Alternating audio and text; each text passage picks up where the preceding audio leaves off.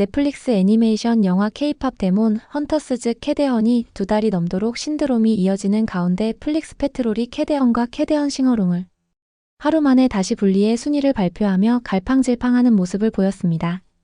캐데헌은 하루 만에 2위로 내려앉았고 캐데헌 싱어롱은 7위로 나타났습니다. 미국 영화 전문 매체 콤플렉스는 2025년 진정한 올해의 여름 노래는 캐데헌에서 나왔다. 5가지 이유라는 제목의 상세 분석 기사를 내보냈는데 서양인들도 열광하는 이유 등 전곡을 찌르고 있습니다. 미국 팝스타 사브리나 카펜터가 신곡 앨범을 발매했는데 스포티파이에서 1위에 올랐지만 애플뮤직 USA에서는 2위를 차지했습니다. 골든이 2025 MTV 비디오 뮤직 어워즈에서 송 오브 더 썸머 부문 후보에 오른 가운데 차트 프레딕션즈는 헌트릭스가 빌보드 뮤직 어워드에서 4개 부문 노미네이트를 예상했습니다. 자세한 이야기 시작해볼까요? OTT 순위 집계 사이트 플릭스 페트롤은 캐데헌과 캐데헌 싱어롱을 하루 만에 다시 분리해 발표했습니다. 그 결과 캐데헌은 653점으로 2위, 캐데헌 싱어롱은 222점으로 7위였습니다. 캐데헌은 하루 만에 신작 영화 목요일 살인클럽에 1위를 내줬습니다. 목요일 살인클럽은 영국과 미국에서 폭발적인 반응을 일으킨 리처드 오스먼의 베스트셀러를 원작으로 한 작품으로 스티븐 스필버그의 제작사 엠블린 엔터테인먼트가 영화 판권을 구입해 화제가 됐습니다. 평균 연령 76.5세인 연기파 배우들이 대거 출연한 미스터리 코미디이기도 합니다. 플릭스 페트롤 측도 합쳐야 할지 분리해야 할지 갈팡질팡하는 모습입니다. 어쨌든 캐데헌의 1000점 돌파는 영원히 깨지지 않을 기록으로 남게 됐습니다. 930점 만점인데 캐데헌이 전무후무한 930점 만점을 넘은 기록을 세웠기 때문입니다.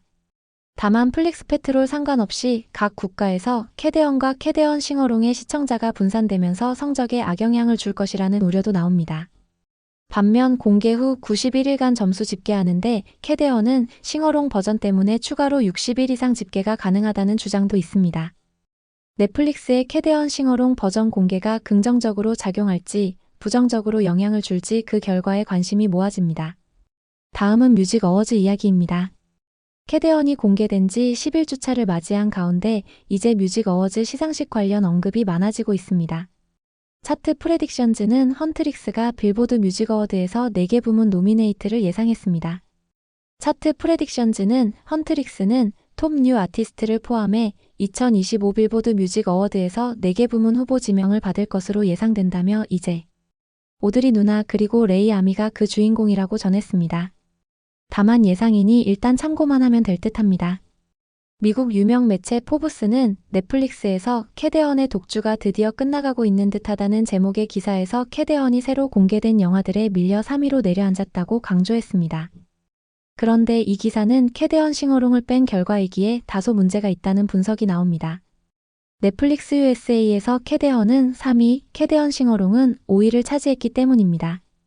아울러 포브스는 이번 주 캐데헌은 오는 9월 7일 일요일 열리는 VMA에서 골든으로 송 오브 더 썸머 부문 후보에 올랐다며 팬들은 영화 속 헌트릭스의 실제 가수들인 이제, 오드리 누나, 레이 아미가 시상식 무대에서 직접 라이브 공연을 해주기를 바라고 있지만 아직 확정된 소식은 없다고 전했습니다. 이어 또한 골든이 아카데미 시상식에서 베스트 오리지널 송 후보로 오를 가능성이 크다는 이야기도 나오고 있지만 아직은 좀 앞서 나가는 이야기라고 덧붙였습니다. 다음은 사브리나 카펜터 이야기입니다. 미국 팝스타 사브리나 카펜터는 애플뮤직 USA 차트에서 티어스 등 4곡을 톱5에 진입시켰습니다. 그러나 1위는 골든이었습니다. 골든이 처음 애플뮤직 USA 차트의 톱10 안에 들었을 때 엄청난 대기록이었는데 지금도 버티고 있는 것입니다. 다만 스포티파이에서는 사브리나 카펜터 노래가 1위에 오르는 등 파워를 입증하고 있습니다. 다음은 올해 여름 노래가 캐데헌에서 나온 5가지 이유입니다.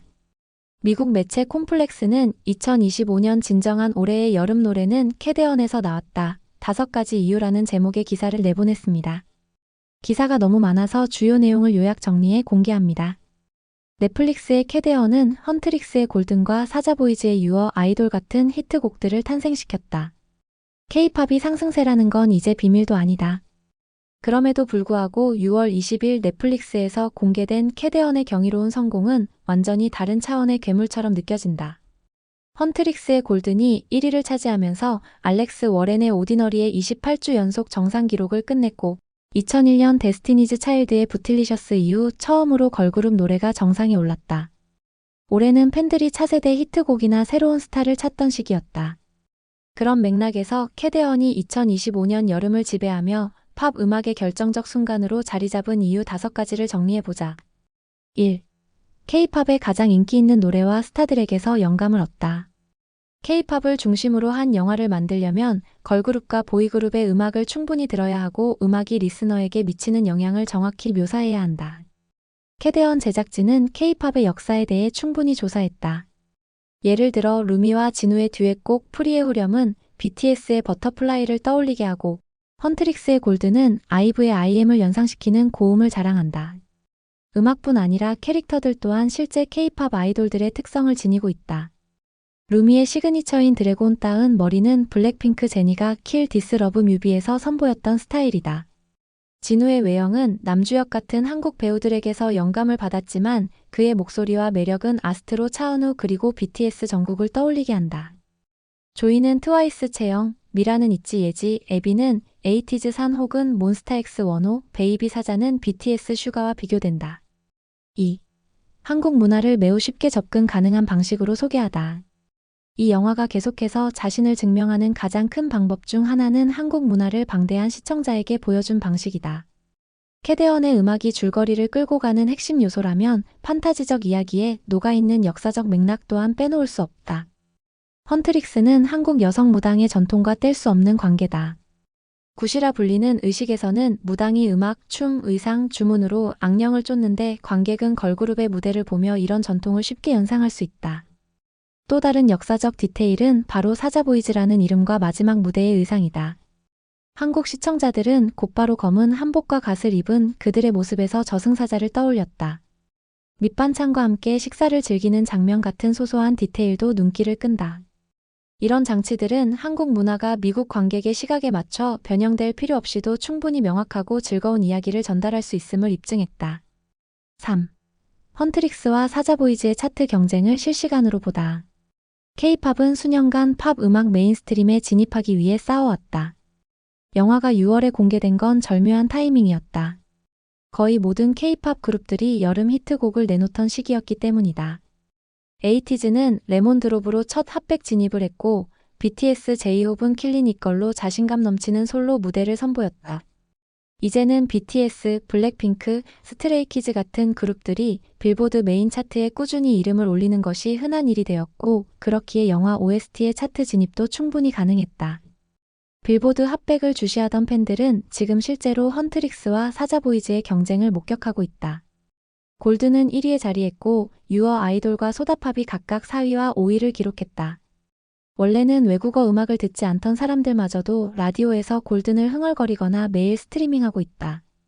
이 영화의 성공에서 부인할 수 없는 한 가지가 있다면 바로 K-팝 음악의 미래를 위해 새로운 문을 열어젖혔다는 점이다. 4.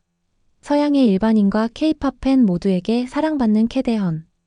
캐대헌을 재생한 수억 명의 시청자들은 각기 다른 배경과 지역 출신이다. 미국에서는 가족들이 자녀를 위해 영화를 틀어주거나 넷플릭스 1위 영화에 호기심을 느꼈을 수도 있다. K-팝을 모르는 사람들은 애니메이션 스타일이나 입소문 때문에 시청했을 것이다. 반면 기존 K-팝 팬들은 장르나 자신이 좋아하는 그룹과 관련된 새로운 콘텐츠를 늘 원한다. 제목에 K-팝이 들어간 신작은 그 자체로 클릭을 유도한다. 게다가 캐릭터와 아이돌의 유사성, 이야기 전개 등을 두고 무수한 온라인 토론과 SNS 글들이 쏟아졌다. 실제 아이돌들 역시 이 영화를 보고 소감을 라이브나 채팅으로 남겼다. 또한 여러 아이돌들이 유튜브, SNS, K-콘 무대에서 캐대헌 OST 곡들을 직접 커버하기도 하며 음악의 광범위한 매력을 입증했다. 5. 올해의 여름 노래가 완전한 앨범으로 나오다. 2025년은 작년 여름 수준에 도달하지 못할 것처럼 보였다. 작년 중반쯤엔 이미 사브리나 카펜터의 에스프레소, 켄드릭 라마의 Not Like Us가 음악 시장을 휩쓸고 있었다. 그래서 2025년 여름 초입은 팝팬들에게 실망스러운 황무지처럼 느껴졌다.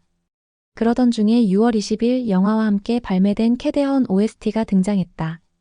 이제 오드리 누나, 레이 아미 등 재능 있는 보컬리스트들의 중독성 있는 후렴구, 의미 있는 가사 그리고 파워풀한 보컬 퍼포먼스로 구성된 이 앨범의 음악에 관객들이 매료된 것은 당연한 일이다. 오늘날 음악 산업에서 롱런은 쉽지 않다. 바이럴된 노래가 일주일, 2주일 반짝하다 사라지는 경우가 대부분이다. 하지만 이 OST의 노래들은 2달 넘게 차트와 라디오 그리고 사람들의 일상 속에서 살아남았다. 이 사실만으로도 왜 이 영화가 올해 지금까지 나온 팝 음악의 가장 위대한 순간으로 자리한 것인지 충분히 설명된다. 이러한 기사를 종합하면 송 오브 더 썸머는 골든이 수상하는 것 아닐까요? 다음은 소소한 이야기들입니다. 미국 애틀랜타에서 열린 드래곤콘 행사에서 황금 시간대에 촬영된 K-팝 데몬 헌터스 코스프레 단체 사진입니다. 현재까지 미국에서 가장 큰 규모의 캐대헌 코스프레 그룹입니다. 드래곤콘 행사 추모 복도에 진우를 기리는 작은 재단이 있습니다. 추모 사진과 함께 동전, 양초, 염주, 그리고 다른 헌정품들이 놓여 있습니다. 참고로 드래곤콘은 미국 애틀랜타에서 매년 열리는 SF 판타지 코믹 게임 코스프레 팝컬처 축제인데 세계 최대 규모 덕후들의 축제입니다. 하루 평균 참가자가 8만 명 이상입니다. 미국 최대 일간지 뉴욕타임즈는 캐대헌 열풍에 대해 이 성공에는 여러 요인이 있지만 간과된 한 가지가 있다. 바로 영화가 팬덤을 근본적으로 이해하고 존중한다는 점이다.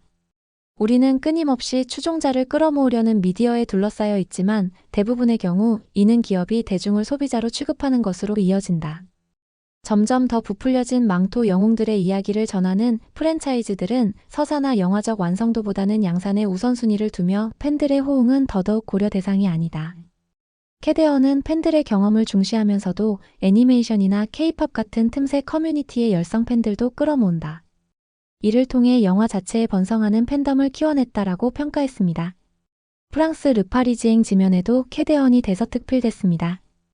월마트는 캐대헌 사운드트랙 CD를 예약 구매하면 월마트 단독 한정판 포스터와 포토카드를 받을 수 있다고 홍보하고 있습니다.